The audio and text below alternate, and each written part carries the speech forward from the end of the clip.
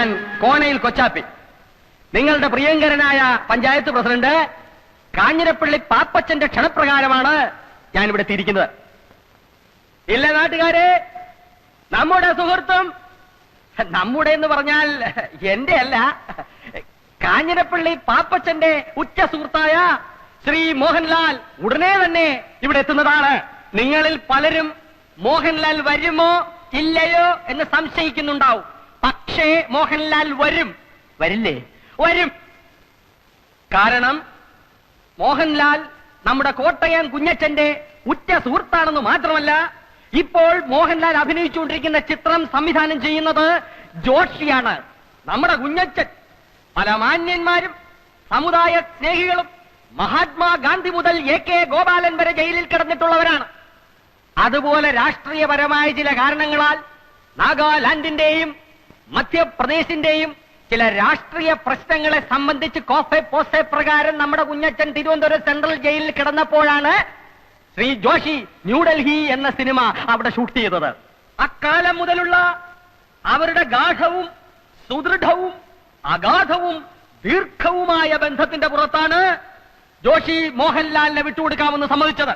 ഇനി അഥവാ ജോഷി വിട്ടുകൊടുത്തില്ലെങ്കിൽ തന്നെ കുഞ്ഞുസി ചേട്ടൻ ഒരു വാക്ക് പറഞ്ഞാൽ എനിക്ക് പോരാതിരിക്കാൻ പറ്റും ചേട്ടാ എന്നാണ് മോഹൻലാൽ ചോദിച്ചത്.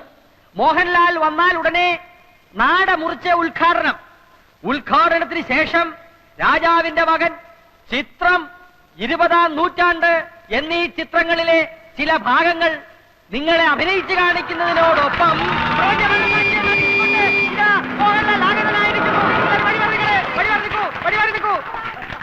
മോഹൻലാൽ ഇറങ്ങട്ടെ. ഉറങ്ങായിരിക്കും. അദ്ദേഹത്തിന് ഇറങ്ങാൻ പ്രയാസമുള്ളത് കൊണ്ടാണ് ഇറങ്ങാത്തത്. ദേവിയെ നിങ്ങളെല്ലാം ഒന്ന് മാറി നിൽക്കണം. ഇറങ്ങാനുള്ള സൗകര്യം മാറിന്നേ. ഒന്നങ്ങോട്ട് മാറാം. അതെ, ജനങ്ങൾ മാറി നിന്നു. ഇനി മോഹൻലാലിന് ഇറങ്ങാം. ചതി ചതി ചതി. ആര്? സംവിധായകൻ ജോഷിയല്ല ചതിച്ചാശാനെ. കുടിച്ച വെള്ളത്തിൽ പോലും സിനിമാക്കാരെ വിശ്വസിക്കരുന്ന് എന്റെ ആചാരം എന്നോട് പറയുമായിരുന്നു. ആചാനെ, തിരുവനന്തപുരം സെൻട്രൽ ജയിലിൽ വെച്ച് ജയിൽ പുള്ളികളെ നടുവിൽ വെച്ച് ഷൂട്ട് ചെയ്യാൻ കഴിയാതെ വേർത്ത് കുളിച്ചു നിന്ന ജോഷിയെ ഞാനാണ് മനസ്സിന് ധൈര്യം കൊടുത്ത് എല്ലായിടത്തും കൊണ്ടുനടന്ന് കാണിച്ച് ഷൂട്ട് ചെയ്യിച്ചത്. ആ ജോഷിയാണ് ആചാരം എന്നോട് ചെയ്തത്. ആചാരാണെ തയ്ക്കോ? അത് ഞാൻ ചോദിച്ചോളാം. നാട്ടുകാരെ മുമ്പിൽ മോഹൻലാലിനെ കൊണ്ടുവരാമെന്ന് വെച്ചിട്ട് കോട്ടയം കുഞ്ഞച്ചൻ നാട്ടുകാരെ പറ്റിക്കുകയല്ല. അതിന് ജോഷിയല്ല ആര് വിചാരിച്ചാലും നടക്കുകയില്ല. മോഹൻലാലിന് പകരം ഇന്ന് ഉദ്ഘാടനം ചെയ്യാൻ എത്തിയിരിക്കുന്ന ആരാണെന്ന് അറിയണ്ടേ? അമിതാഭ് ബച്ചൻ, അല്ലെങ്കിൽ രജനികാന്ത്, കമലഹാസൻ, ശങ്കരാടി ആയിരിക്കും, ചിലപ്പോ തിക്കുറിശി ആയിരിക്കും. എല്ലാരും ഒന്ന് കൈയടിക്ക് പറയാം. മലയാള സിനിമയുടെ അഭിമാന ഭാജനവും കോളേജ് കുമാരികളുടെ സ്വപ്നകാമുകനും മലയാള ചലച്ചിത്രവേദി ഇന്നോളം കണ്ടിട്ടില്ലാത്ത അതിശക്തനായ നടനും തിരക്കഥാകൃത്തും സർവോപരി ഒരു കോളേജ് പ്രൊഫസറുമായ ശ്രീമാൻ പച്ചക്കുളം വാസു.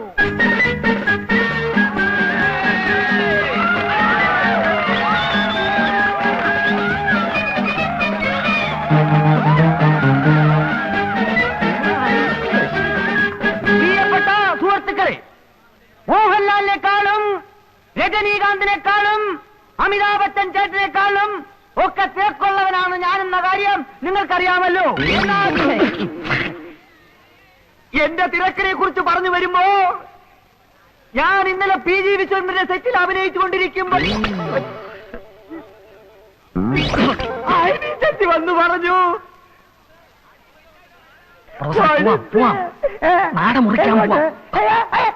അനിഷ്ട സംഭവങ്ങൾ ഉണ്ടാവണ ചടങ്ങ് നടത്തേക്കാം. വന്നാ കത്തിരോട്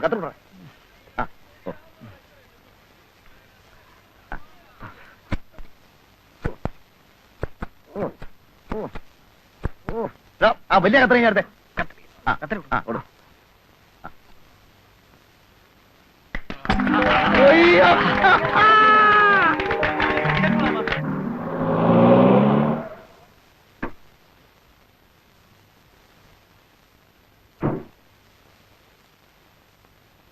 ഇവിടെ ആരുമില്ലേ? ആരാ?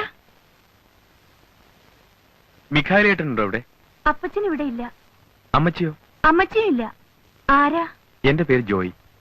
ഞാനൊരു ക്ഷമ ചോദിക്കാനാണ് വന്നത്. എന്റെ അപ്പനോട് വന്ന് മോളിക്കുട്ടിയോട് കുറച്ച് അപമര്യാദയായിട്ട് പെരുമാറി. കൊങ്ങാണ്ടുക്കാരൻ കുഴികൊച്ചിന്റെ മകനാ ഞാൻ.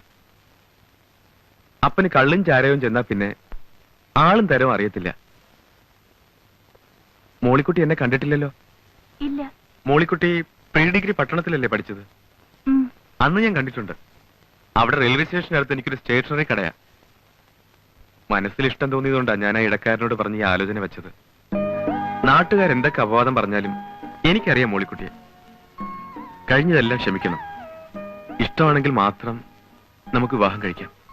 അപ്പച്ചനും അമ്മച്ചിയും ഇല്ലാതെ മോളിക്കുട്ടി, ഇഷ്ടമാണെങ്കിൽ ഇഷ്ടമാണെന്ന് പറയൂ. ഇപ്പൊ ആരും ഇല്ലല്ലോ. ഇഷ്ടമല്ലെന്ന് പറഞ്ഞാൽ ഈ ചാപ്റ്റർ ഞാൻ ഇപ്പോഴേ ക്ലോസ് ചെയ്തേക്കാം. പിന്നെ ഞാൻ വരില്ല, ശല്യപ്പെടുത്തില്ല. ഞങ്ങള് പാവങ്ങളാ. മോളിക്കുട്ടിക്ക് എന്നെ ഇഷ്ടമാണോ? ഇഷ്ടമാണോ എന്ന് പറയൂ. അതെനിക്കറിയാൻ മേല. നാളെ പെരുന്നാളിന് വരില്ലേ? വരണം, ഞാനും വരാം. അങ്ങോട്ട് നടക്കാം. എന്റെ പൊന്നു മോനെ, നീ ഒരു വലിയ ഉപകാരാടാ ചെയ്തത്. ഇതൊക്കെയല്ലേ ചേട്ടാ മനുഷ്യർ തമ്മിലുള്ള സ്നേഹം എന്ന് പറയുന്നത്. ഏതായാലും ഇത്രയും രാത്രിയായ സ്ഥിതിക്ക് നിങ്ങൾ ഒറ്റയ്ക്ക് പോകണ്ട, ഞാൻ കൊണ്ടുവിടാം, കാറുണ്ട്. എന്നാലും ദൈവത്തിന് മുമ്പിൽ വെച്ച് ഇങ്ങനെ ഒരു പോക്കർത്തരം ഉണ്ടായല്ലോ എന്റെ തമ്പുരാനെ. ആകാശത്തിന് തീനാളം ഇറക്കുമെന്ന് പറയുന്ന കാലം വരാറായോ? ഇതിന്റെ ഒരു മുടിഞ്ഞ വേദോപദേശം. മോളെ സൂസി, നീ എന്ന് ഇച്ചിരി കാപ്പി അനത്തിയേ. ശരി.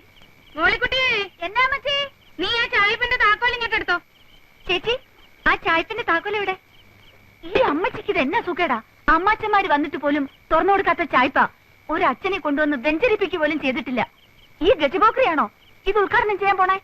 കുഞ്ഞച്ച, എന്റെ മൂത്ത മോളെ കെട്ടിച്ച് മണവാളിനും മണവാട്ടിക്കും കൂടി താമസിക്കാനാ ഈ ചായ്പ്. നിന്നെയാ ഞാൻ ആദ്യമായിട്ട് ഇതിനകത്ത് കയറ്റുന്നത്. അതിനെന്നാ, എന്നെ കളി കണ്ട ബഹുവിശേഷമാന്നാ പറയുന്നേ.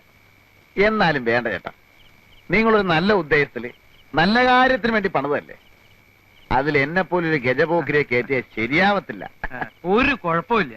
കുഞ്ഞച്ചനെ പറ്റി ആളുകൾ എന്തൊക്കെ പറഞ്ഞാലും ഞങ്ങൾക്ക് ദൈവം അയച്ചു തന്ന ദൈവദൂതനെ പോലെയാ.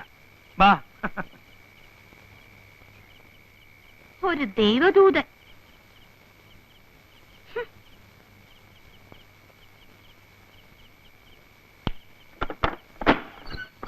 എന്തായാലും ഇത് വലിയൊരു അക്രമായി പോയി. ആ കാഞ്ഞിരപ്പള്ളി പാപ്പനെ ഞാനൊന്ന് കാണട്ടെ. അവന്റെ വാരിയിൽ ഞാൻ എടുത്തോണ്ട് തരാം പോരെ. അവനൊക്കെ ഇതിന്റെ മൂർച്ച എന്താണെന്ന് ഞാൻ കാണിച്ചു കൊടുക്കാം. അതിന്റെ ആവശ്യം വരികയല്ല, വരണ്ടു പോയല്ലേ. ദൈവം സഹായിച്ച് തല്ലുകൊണ്ടവരൊക്കെ തിരിഞ്ഞു നോക്കാതെ ഓടുകയായിരുന്നു. കേട്ടോ മതി, എന്റെ ആദ്യത്തെ ഇടി കൊണ്ടവനുണ്ടല്ലോ, അവന്റെ പേര് പഞ്ചായത്ത് മെമ്പർ കുമരകം കൊച്ചു പാപ്പി. അവൻ ഒരു 6 മാസമെങ്കിലും ആശുപത്രി കിടക്കേണ്ടി വരും. അത് പിന്നെ അമ്മാതിരിയുള്ള ഇടിയല്ലായിരുന്നോ? ചേച്ചി, കാപ്പിയായോ? നീ അയാളുടെ അടുത്തെങ്കിലും പോയി നിൽക്കരുത്. നിന്നാലെന്താ, അയാൾ പിടിച്ച് തിന്നളയോ?